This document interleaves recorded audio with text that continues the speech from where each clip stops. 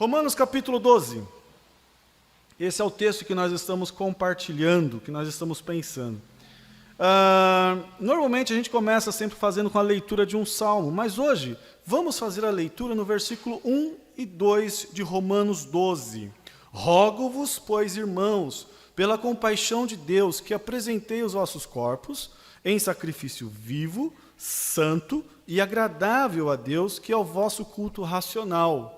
E não vos conformeis com este mundo, mas transformai-vos pela renovação do vosso entendimento, para que experimenteis qual seja a boa, agradável, perfeita vontade de Deus.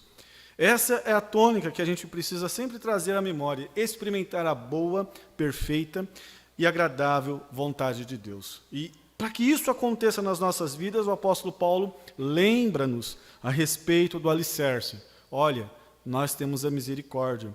Olha, nós fomos colocados sobre essa misericórdia. É por meio dela que nós podemos nos apresentar diante de Deus. É por meio dela que nós podemos cultuar a Deus. E em cima disso, o apóstolo Paulo, então, chama a nossa atenção sobre alguns aspectos. Primeiro, você pode cultuar, você pode adorar a Deus por meio da sua função, da sua funcionalidade, por meio dos seus dons, que ele explana isso no versículo 3 ao versículo 8, chamando a nossa atenção de que a adoração, ela não é, como a gente tem frisado muitas vezes, não é só o louvor. A gente pensa que a adoração é só o cantar. Não, adoração é você servir, adoração é você trabalhar, adoração é você estar envolto em alguma atitude, em alguma função. Por isso que vem a questão dos dons. Paulo, então, chama e descreve isso para a gente nos versículos 3 ao versículo 8, que nós já pontuamos. Hoje pela manhã, nós então falamos da outra parte que o apóstolo Paulo menciona, que é a praticidade desse amor, que é a praticidade, a funcionalidade desse amor na vida cristã. E dos versículos 9 até o versículo 13, nós tomamos diretrizes de pelo menos 4 ações que a igreja tem que ter. A primeira delas, a igreja tem que amar, independente de qualquer circunstância. A igreja tem que amar. Não é um amor de interesse, é o amor sem interesse, é o amor que busca o interesse e a honra e o valor do outro. É o amor mais importante para o cristão que qualquer dom espiritual. É o que o crente possa vir a ter, o que o crente possa vir a fluir. 1 Coríntios capítulo 13, versículo 3.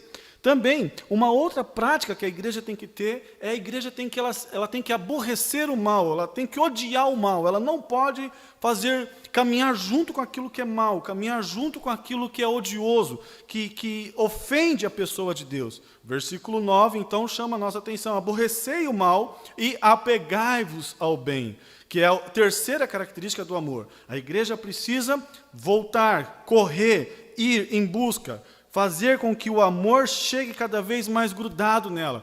E a prática desse amor vai vir por meio dela fazer suas ações, fazer o bem, correr atrás do bem, fazer aquilo que é bom. Diante disso, o apóstolo Paulo, então, menciona para a gente algumas práticas sobre essa questão. A primeira delas, a prática do amor, é evidenciada por meio de nós termos cuidado, de nós não deixarmos nos levar por meio da apatia espiritual. Paulo, então, chama a atenção: nós temos que ser fervorosos. Segunda ação que o apóstolo Paulo menciona é que a gente tem que se alegrar, mesmo nos dias difíceis, mesmo nas tribulações. Versículo 12, alegrai-vos na esperança, sede pacientes na tribulação e perseverai na oração. Terceira ação que o apóstolo Paulo chama a nossa atenção é de que nós precisamos nos comunicar as necessidades, estarmos sensíveis às necessidades uns dos outros, comunicar com os santos as suas necessidades e seguir a hospitalidade. E por fim, versículo 14, o apóstolo Paulo vai nos chamar então agora não mais a uma praticidade, mas agora é ordem.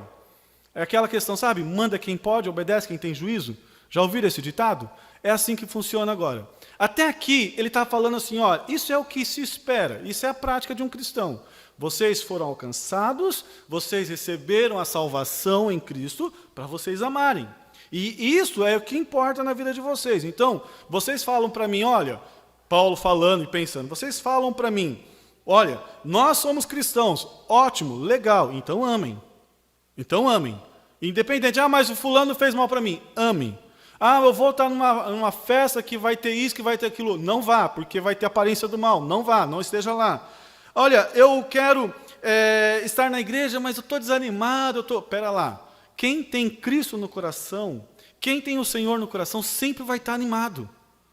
Por que sempre vai estar animado? Porque Cristo é a razão da vida dele. Então esse negócio de, eu estou meio vagaroso, olha para Cristo e continua a jornada. Porque em Cristo nós somos animados. Em Cristo nós somos fortalecidos. Em Cristo nós somos voltados a continuar sempre. O cristão nunca desiste, mesmo quando ele está diante da cruz. Mesmo quando ele tem sofrimento em vista. O cristão não desiste. Por isso que o apóstolo Paulo chama a atenção nossa. Sejam fervorosos. Né? O cristão sempre vai estar alegre, porque ele tem uma esperança muito clara.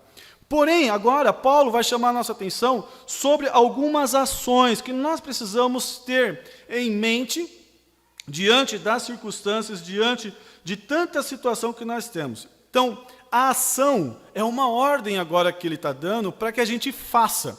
Continue a fazer, mas agora não parte apenas de um resultado do envolvimento um com o outro, não parte agora de um resultado apenas da misericórdia de Deus. Não, você é cristão, então essas 4 ações têm que estar na sua vida, têm que fazer parte de você. A primeira ação, versículo 14, abençoai os que vos perseguem, e abençoai e não maldiceis. Vocês já viram como que é fácil falar mal dos outros? Já perceberam isso? Uma roda de família. A gente começa. Você viu fulano? Você viu o cabelo de ciclano? Você viu a roupa daquele? Você viu aquilo? Você viu o marido? Você viu aquilo outro? Você viu? Sempre essa questão. E normalmente a gente começa a fazer uma situação assim, sempre às vezes é com uma denegrinação, de denegrir, é isso? Falar mal. Não faz parte. Não tem que estar junto com a gente. Literalmente, Paulo chama a atenção, falem bem. Abençoar aqui, nesse contexto, é fala bem. Vai falar da Nicole? Fala bem da Nicole. Não tem que falar, então não fala. Vai falar da Isa? Fala bem da Isa. Mas não tem que falar da Isa, então não fala, fica calado.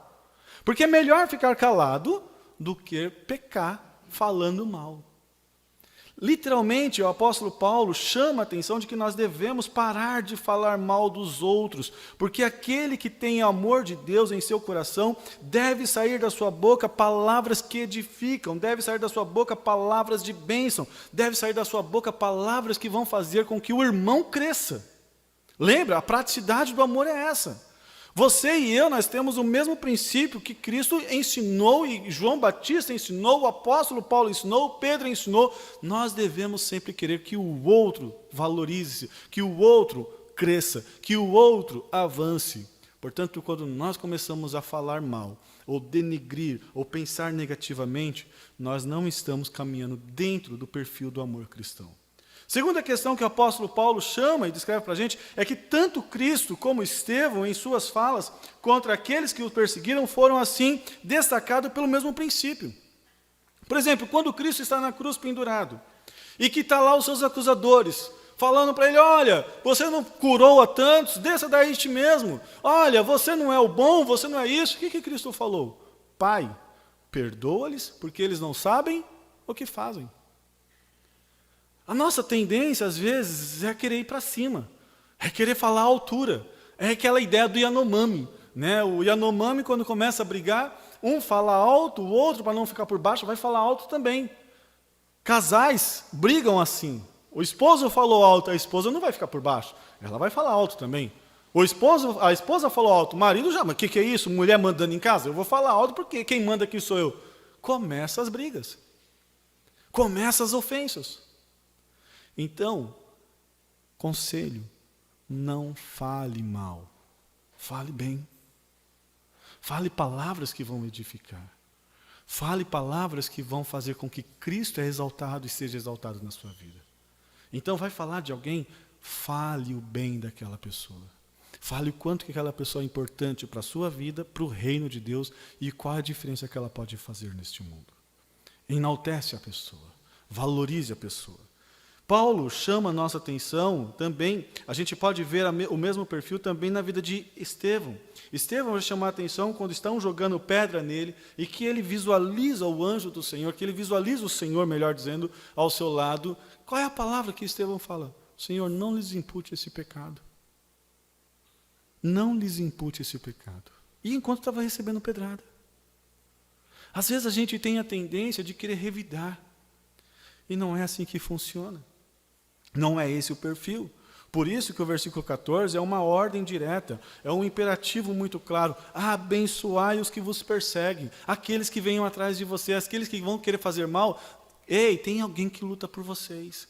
Tem alguém que age por vocês. Tem alguém que faz justiça por vocês. Vocês não precisam querer fazer justiça com as próprias mãos. Vocês não precisam fazer justiça com o conceito de vocês, até porque nós somos humanos e nós somos falhos. Nós somos humanos e nós somos falhos. Paulo está escrevendo à igreja, está chamando a atenção da igreja, para a igreja ser uma igreja forte, uma igreja que evidenciasse a pessoa do Senhor Jesus Cristo. Outro princípio que a igreja precisa ter como ordem clara na sua vida é que ela tem que se alegrar. Eu falei hoje de manhã que, principalmente com essa questão do sejam fervorosos, né? Alegrai-vos na esperança, sejam pacientes, amai-vos cordialmente. Versículo 11, não sejais vagarosos no cuidado, sejam fervorosos no espírito, servindo ao Senhor. Versículo 15, então o apóstolo Paulo chama, alegrai-vos com os que alegram, chorai com os que choram. A alegria é o resultado de um coração com Cristo. A alegria faz parte do fruto do Espírito Santo, lembra? Amor, paz e alegria, está lá. Quando eu falo, eu tenho Cristo Jesus no meu coração, a iniciativa, a expectativa imediata que se tem é, eu não sou uma pessoa triste. E por que eu não sou uma pessoa triste? Porque eu não vivo no meio do pecado. O pecado não faz mais parte de mim, eu posso pecar. Não estou falando que eu não sou pecador. Eu posso pecar e vou pecar. Mas o pecado não me domina mais. O pecado não me escraviza mais. Porque eu fui liberto do pecado. Quem domina a minha vida agora é Cristo. É Ele que é o Senhor da minha vida. E com Cristo eu tenho alegria. Com Cristo eu tenho a grata satisfação de caminhar na sua presença. Então a alegria é o resultado daquele que tem Cristo no coração. A alegria é o resultado daquele que anda próximo de Cristo. A alegria é o resultado daquele que pensa em Cristo, conforme o versículos 3 ao versículo 8. Pense em próximo de Deus, caminhe próximo de Deus, reflita sobre Deus e vocês vão começar a entender os dons de vocês. Ou seja, quanto mais perto de Deus vocês estão, mais atribuições, mais funcionalidades vocês vão ter. E quanto mais perto de Deus, mais alegres vocês vão estar. A gente vive num contexto de mundo ao qual as pessoas elas andam deprimidas.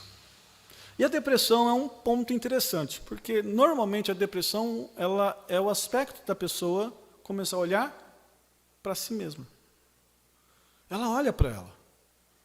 Quando ela olha para ela, o que ela vê? Ela vai ver fracasso. Ela vê que ela não conseguiu alcançar os seus sonhos.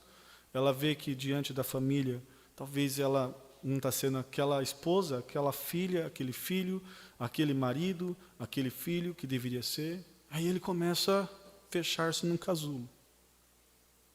Quando vai se fechando no casulo, é porque ele está olhando e fala, tipo, eu não consigo.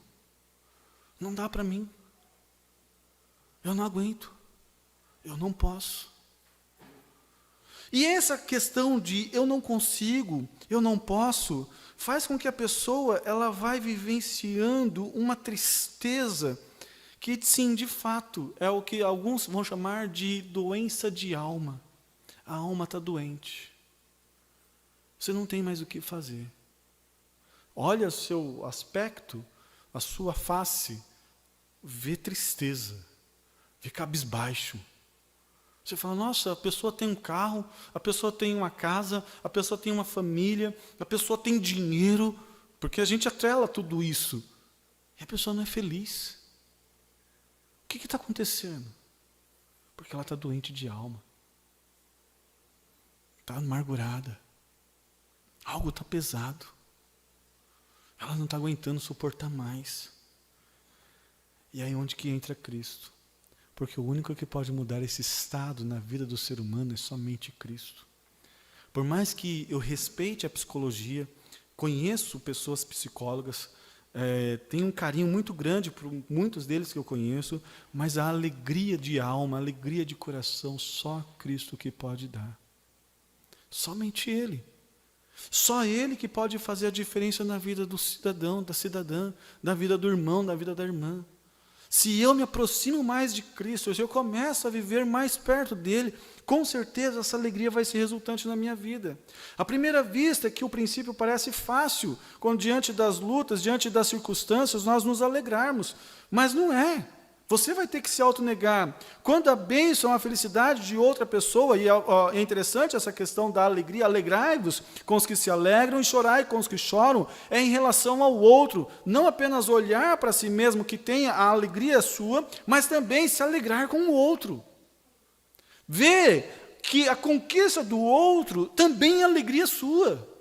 Quando eu vejo meus irmãos em Cristo Jesus progredindo, avançando, poxa vida, por que fulano conseguiu e eu não consegui? Capaz. É pecado, não é certo, está errado. Porque você tem que se alegrar com ele. E essa alegria, que é o resultado, que é a ação do Espírito Santo de Deus na sua vida, vai fazer você se alegrar com o seu irmão, vai fazer você se alegrar e vibrar com a conquista dele. Quando a bênção e a felicidade de outra pessoa é a nossa, custa, ou quando as suas circunstâncias são favorecidas ou realizações são notáveis, fazemos o nosso parecer estéril e sem brilho, nossa carne, o nosso eu, muitas vezes, não quer se alegrar. Não quer vibrar. E essa é a grande questão, porque a carne é assim, o meu eu é assim. Mas eu não vivo mais escravo do meu eu. Eu vivo agora livre em Cristo Jesus. A vida que eu tenho em Cristo Jesus me leva a me alegrar com as conquistas dos meus irmãos. A vida que eu tenho em Cristo Jesus me leva agora a chorar com aquele que está chorando e alegrar-se com aquele que está se alegrando. É interessante porque as duas ações que o apóstolo Paulo menciona no versículo 15, elas são de incômodo. É difícil se alegrar com os que se alegram e é difícil chorar com os que choram. É difícil nós tentarmos executarmos isso na ação diária da nossa vida. Mas isso é possível quando você tem Cristo Jesus. Isso é possível quando o Senhor Jesus é a razão principal da sua vida. A compaixão tem na própria palavra a ideia de sofrimento com alguém. Né? Quando eu falo, eu sinto compaixão, eu não sinto compaixão de mim mesmo. Eu sinto compaixão de alguém. Sempre vai ter um objeto, alguém a quem eu vou me interessar. Aquela pessoa eu vou estar junto, aquela pessoa eu vou chorar junto, aquela pessoa eu vou levar o meu ombro junto. Vejam que essa é uma das ações da pessoa de Deus. Veja, por exemplo, quando a gente olha para Deuteronômio capítulo 4, versículo 31, a palavra de Deus chama a atenção e descreve para a gente que Deus é Deus de misericórdia, Deus compassivo. É interessante quando a gente nota isso, né, deixa eu só ver aqui o texto certinho, versículo 34, Deuteronômio 30, 34, diz assim...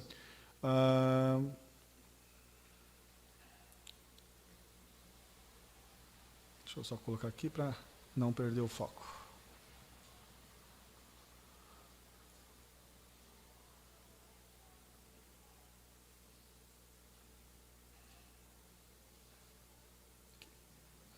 Deuteronômio capítulo 30, versículos.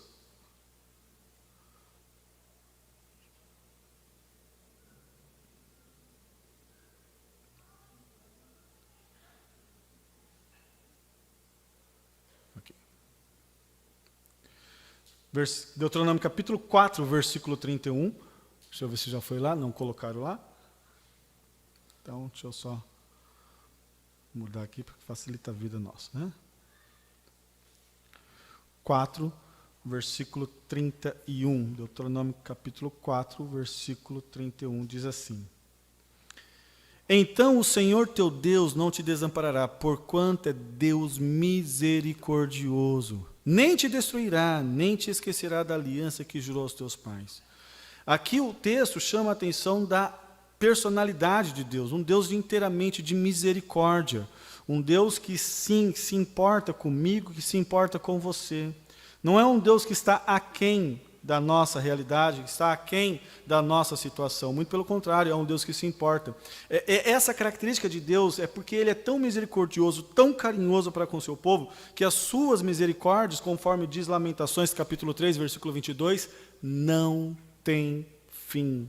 Se Deus é Deus compassivo, se Deus é Deus de misericórdia, agiu com misericórdia para com a minha vida, é o que eu tenho que fazer com o meu próximo. Então, eu me alegro com ele e eu tenho compaixão dele.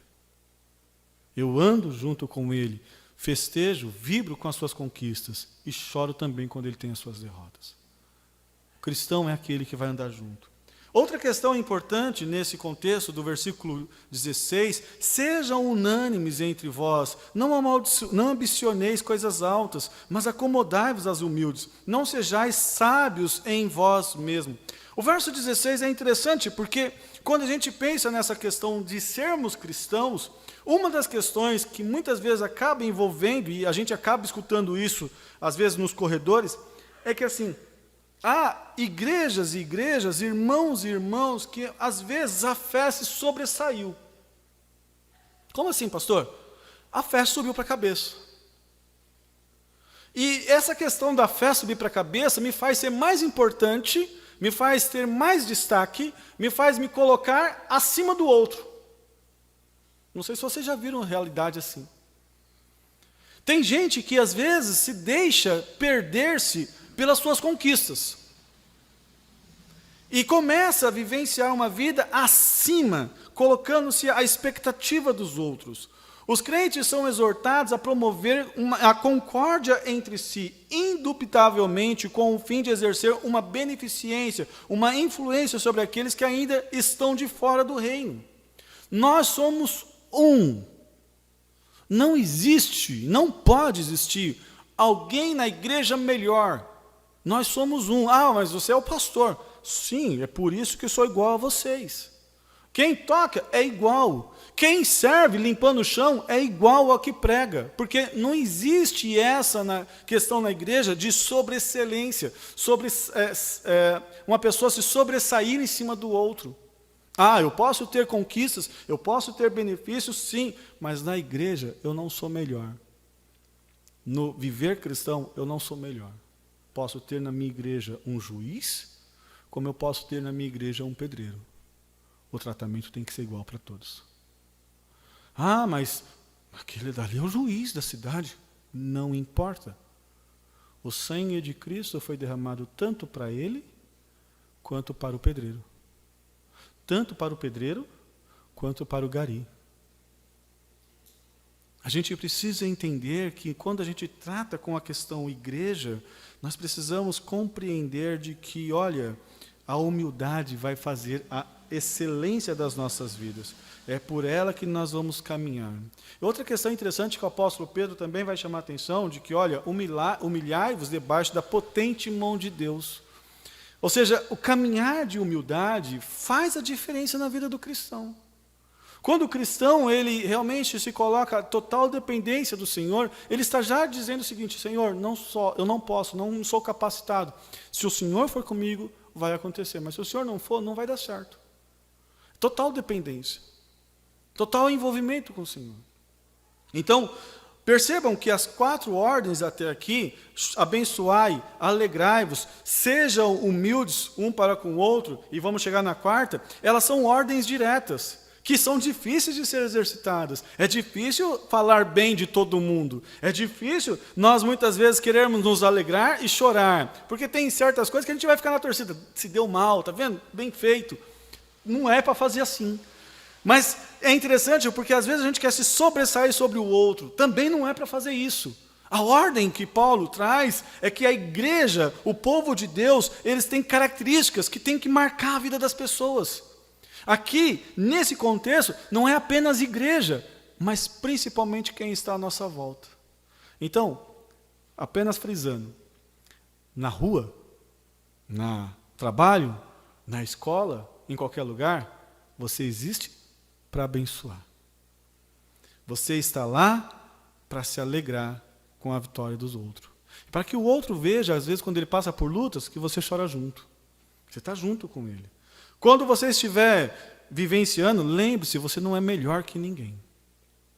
Você não é destaque. Porque se você está onde você está, se você conquistou o que você conquistou, foi porque Cristo Jesus, foi porque o Senhor Deus te abençoou para você estar lá onde está.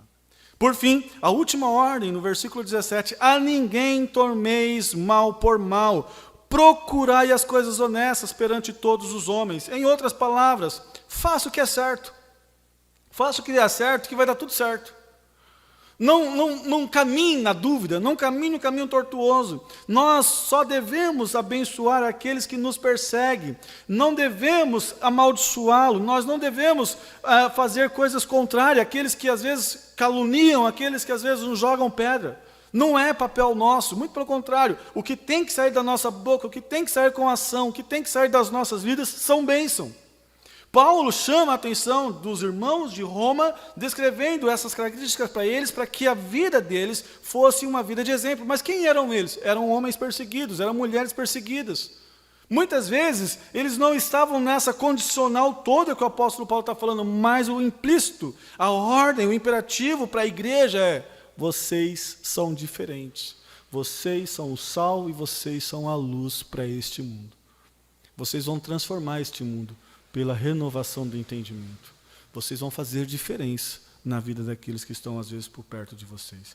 1 Tessalonicenses, Paulo vai chamar a atenção da igreja, descrevendo exatamente isso, de que é importante nós vivenciarmos e nós querermos fazer o bem ao outro.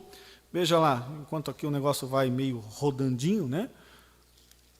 1 Tessalonicenses, evitai que alguém retribua a outro mal por mal. Pelo contrário, segui sempre o bem entre vós para com todos. Regozijai-vos sempre. Orai sem cessar. Em tudo dai graças, porque esta é a vontade de Deus em Cristo Jesus para convosco. Não apagueis o Espírito, não desprezeis a profecia. Julgai todas as coisas, retente o que é bom e abstende-se de toda forma de mal.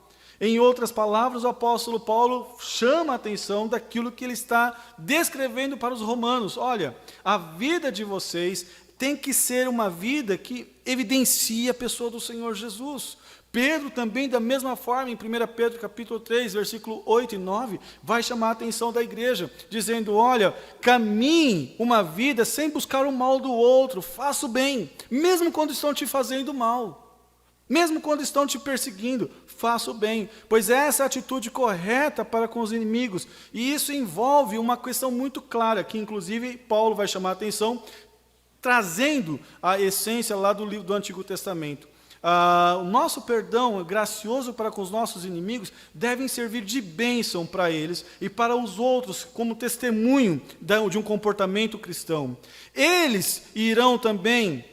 e essa ação servirá como ornamento, servirá como uma vestimenta bonita e bela da ação de Deus nas nossas vidas. Paulo vai chamar a atenção de que é através de eu e você agirmos realmente na contramão que o sistema está fazendo que nós vamos fazer e marcar a vida das pessoas. Por isso que no verso 17 diz: olha, ninguém tomeis mal por mal, procurai as coisas honestas perante os homens, faça o que é certo. Não faça o que é errado. Está errado, não se envolva com aquilo.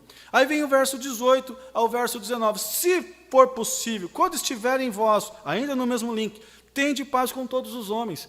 Você que é o cristão, você que é a luz, não espere que o ímpio vai te procurar ter paz com você. É você que tem que evidenciar isso. É você que tem que procurar não ser vingativo. Não vos vingueis a vós mesmos, amados, mas dai lugar à ira, ou seja, fugir dela. A ideia, literalmente no grego, é fuja da ira. Não deixe que a ira venha a dominar a sua vida. Não permita com que ela venha a te escravizar. Por que está escrito? E aqui é interessante, porque essa é a essência de todo o capítulo 12. Está escrito lá: minha é a vingança e eu recompensarei, diz o Senhor. Por que você vai caminhar numa vida vingativa? Por que você vai querer sair buscando intrigas, guerras, gusgurro, como diz o próprio original, situações adversas em que não vão exaltar a pessoa do Senhor? Por que você vai fazer isso? Se você faz isso, e se você caminha em torno disso, lembra de 1 João. O amor de Deus, muito provável, não está em você. Se você diz que ama Deus, mas aborrece o seu irmão, essa é a essência. Você é evidência clara do amor de Deus. Eu tenho que ser evidência clara do amor de Deus. E é interessante porque na parte final desse texto, o apóstolo Paulo vai alicerçar pelo menos em 3 circunstâncias esse amor. Esse amor em relação ao inimigo depende sempre da pessoa de Deus. Eu preciso entender de que, olha, diante daquele que me afronta, diante daquele que me acusa, diante das circunstâncias adversas, não é a minha ação. Eu posso lutar boxe, eu posso ter dinheiro, eu posso ter riqueza, eu posso ter um físico, não compete a mim tomar a iniciativa. Porque Deuteronômio capítulo 32, versículo 35, o Senhor Deus chama a atenção de que Ele é o Deus da vingança. É Ele que faz a diferença. É você e eu, nós somos dependentes de Deus. Sabe aquela questão do irmão mais velho, ou do pai? Quando o filho arruma briga na escola, e que o moleque é maior que ele não consegue resolver sozinho, ele deixa passar, chama o pai. Pai, tem uma situação lá que eu preciso resolver. Eu lembro que uma vez na escola, tempos atrás, eu tinha uma cadela, uma pastora alemão, capa preta, e eu tinha arrumado uma briga na escola, 4ª série isso. E eu estou passando em frente da escola e a turma me cercou e foram tirar a diferença. Né, que eu tinha passado do limite. E foram tirar a diferença. Então ficou eu e o outro rapaz mano a mano, mas tinha um outro que dava, na ocasião, era chamado de baixinho, e não era à toa, porque eu era realmente menor. E graças ao bom Deus que a Vênus estava comigo. Na hora que o rapaz levantou a mão, que veio me dar bordoada, a Vênus, ela era cão policial, né, treinada e tudo mais, ela avançou no rapaz e pegou no pescoço dele. Enquanto eu não mandei ela soltar, ela não apertou para estrangulá-lo, mas também ela mostrou que quem estava no comando era ela. Eu atribuo mais ou menos a ação de que, olha, a vingança pertence ao Senhor, deixa que Ele age por você. Às vezes a gente quer tomar a iniciativa, a gente quer fazer do nosso jeito, e nós nos esquecemos que tem alguém mais forte, melhor, que pode lutar por nós. Paulo descreve para a gente, dizendo exatamente, olha, meu irmão, olha, queridos romanos, e aqui agora para a Igreja Batista de Itararé, se o teu inimigo tiver fome, dá-lhe de você de comer. Se tiver sede, dá-lhe de beber. Porque fazendo isso, você vai amontoar brasas de fogo sobre a sua cabeça. Quando você depende do Senhor, quando você confia no Senhor, a ação sua para com aquele que às vezes lhe faz desdém, para com aquele que às vezes lhe persegue, é o contrário. E é interessante essa expressão de que quando a gente faz o bem para o outro, nós vamos amontoar brasas sobre a cabeça dele. A brasa sobre a cabeça é uma frase de carvões ardentes, acumulava-se sobre a cabeça, que se refere a um costume egípcio antigo. Quando uma pessoa queria demonstrar contrição pública, essa pessoa carregava na cabeça uma panela de brasas para representar a dor ardente de sua vergonha e culpa. O ponto é que aqui, quando amamos o nosso inimigo, quando fazemos o bem a ele, genuinamente nós buscamos satisfazer as suas necessidades, nós estamos fazendo ele passar uma vergonha tão grande, que faz com que, como ele estivesse carregando brasas de fogo sobre a sua cabeça. É muito provável que esse inimigo, ele caia numa miséria emocional, numa vergonha pública, quando você vai na contramão, quando você faz a diferença na vida daquela pessoa. Portanto, o principal papel do cristão é ame incondicionalmente. E é interessante porque é assim que o apóstolo Paulo termina. No versículo 21, ele termina exatamente como ele começou esse trecho do versículo 9 ao 21. Veja lá, versículo 9. O amor seja não fingido, aborrecei o mal, apegai-vos ao bem. Não te deixes vencer o mal por mal, mas vence o mal com o bem. Paulo faz a conclusão, chamando a atenção da igreja. Olha, só tem uma maneira de vocês exalarem um bom cheiro de Cristo. Amem. Amem uns aos outros. Façam a diferença na vida de vocês. A praticidade do amor só é possível para aquele que encontra-se com Cristo. Ponto. A praticidade do amor só é possível para aquele que tem Cristo no coração. Porque eu confesso que nem às vezes a gente com Cristo, a gente consegue olhar aquele que fala mal da gente, aquele que faz mal com a gente consegue amar conforme está escrito aqui. É por isso que é somente o Espírito Santo de Deus que vai te capacitar. E que muitas vezes você vai dobrar o seu joelho e falar, Deus, me ajuda porque eu não consigo. Paulo, inclusive, passa por uma situação dessa, em 2 Coríntios. Deus, a ti orei 3 vezes, pedindo que, se fosse possível, tirasse de mim, desse uma folguinha, para que eu pudesse resolver. Paulo era militar, Paulo resolvia as coisas do jeito antigo. E aí o Senhor Deus vem para ele e fala o quê? A minha graça te basta. Se entende, às vezes, que naquele trecho de 2 Coríntios, não é apenas uma questão de uma pessoa ou de uma doença. Alguns vão chamar que é a questão de uma doença que Paulo tinha, alguns vão chamar que era um problema com alguém que precisava ser tratado e lidado. A grande questão é que quando a gente tem o Senhor Deus no coração, a gente depende completamente da graça dele em todas as áreas da nossa vida. Sempre.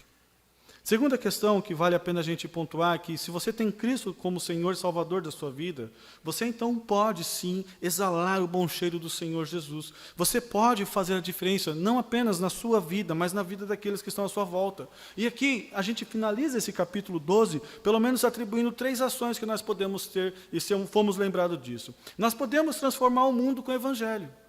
Esse mundo caótico. Esse mundo que busca solução no partido Y ou no partido X. Esse mundo que busca uma solução no presidente A ou presidente B. E não é só Brasil. Vocês viram que nos Estados Unidos a mesma polaridade acontece. E em todos os lugares. Nós estamos buscando a solução nos homens.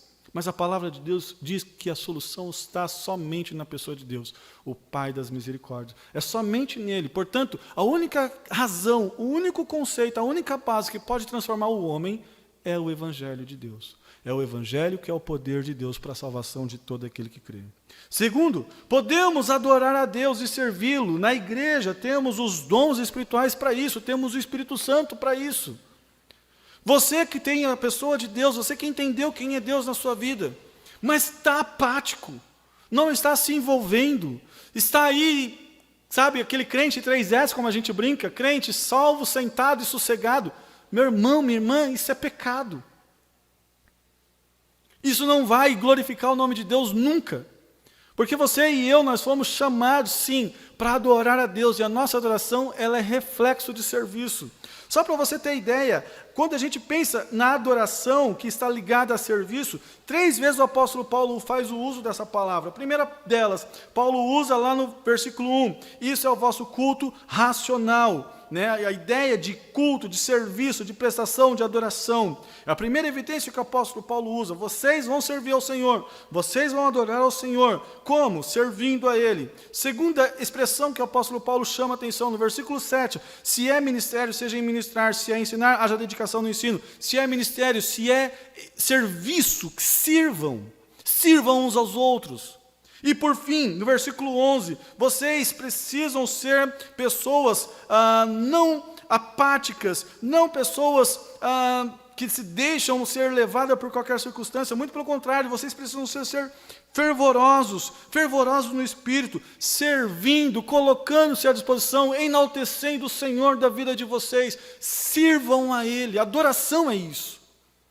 Portanto, podemos adorar a Deus servindo a igreja, podemos adorar a Deus nos colocando à disposição do nosso Senhor, podemos servir ao Senhor nosso Deus, realmente fazendo com que Ele seja o Senhor das nossas vidas. E por fim, podemos evidenciar a Cristo em nossas vidas. Como? Amando como Ele amou, fazendo a diferença no outro, como Ele fez. É interessante porque o exemplo do Senhor Jesus já dura mais de 2000 anos. Ah, mas eu não sou Cristo. Talvez você me responda assim. Eu não sou Cristo para fazer a diferença como Ele fez. Se você crê nele, você pode ser semelhante a Ele.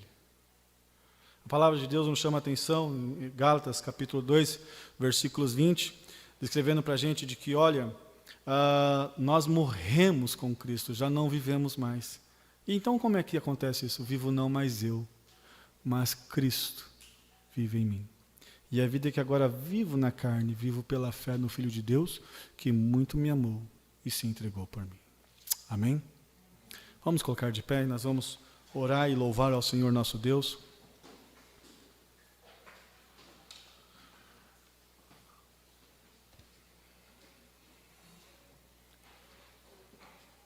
Também vamos dedicar esse período aos nossos dízimos e às nossas ofertas.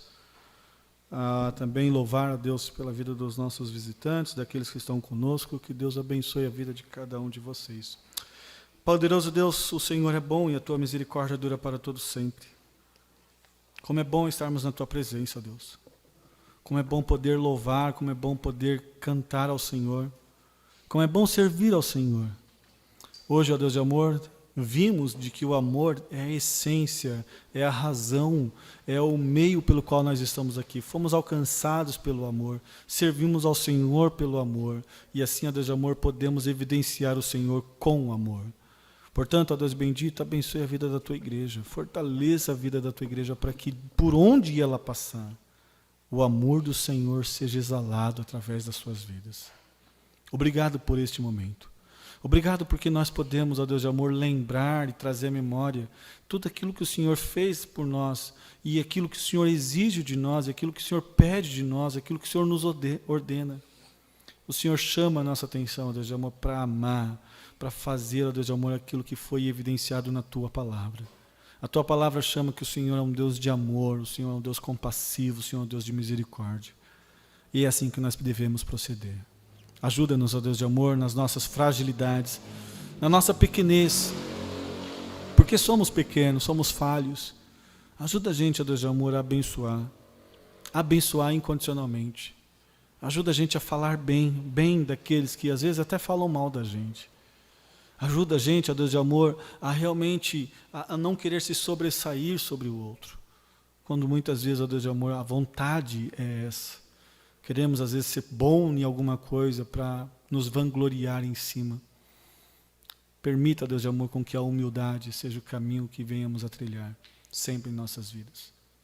Abençoa, Deus de amor, a cada irmão e a cada pessoa aqui presente. Fortaleça as suas vidas, meu Deus de amor. Pois quando eles forem afrontados ou quando eles passarem por circunstâncias semelhantes, eles possam se alegrar completamente no Senhor e saber que o Senhor está cuidando da vida deles. Saber que o Senhor está indo à frente de qualquer circunstância.